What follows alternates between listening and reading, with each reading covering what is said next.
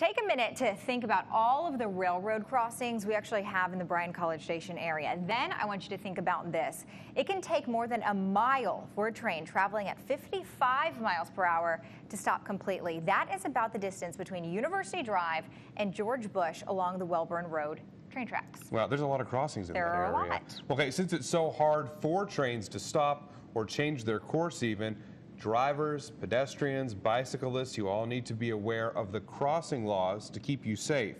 KAGS HD News reporter Jenny Walsh shows what Union Pacific and local law enforcement agencies are doing to educate you.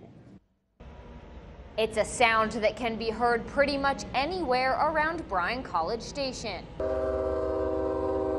The train, and while that repetitious train horn can be a little irritating, it's to alert drivers, bikers, and walkers to stop. But not everyone follows those rules. You see it almost every time I come to a railroad track. You'll see somebody speed up. Melissa easily crosses these tracks at Welborn and F&B Road all the time. If I even see the train coming, even if I don't see the flashing lights, I'll go ahead and stop to look. While Melissa is a stickler for the rules, a lot of drivers are not. That's why a couple times a year, Union Pacific and local law enforcement team up and focus on railroad violations. People stopping on the tracks, running past the railroad arms, and getting too close to the tracks. Most railroad crossings have these white lines that show you where to stop.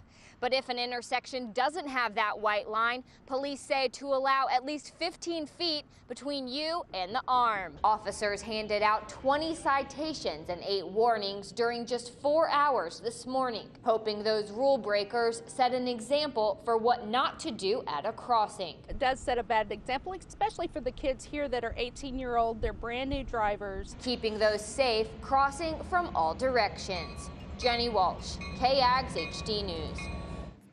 This year, there have been 2 accidents between trains and pedestrians and 1 between a train and car in the Bryan College Station area.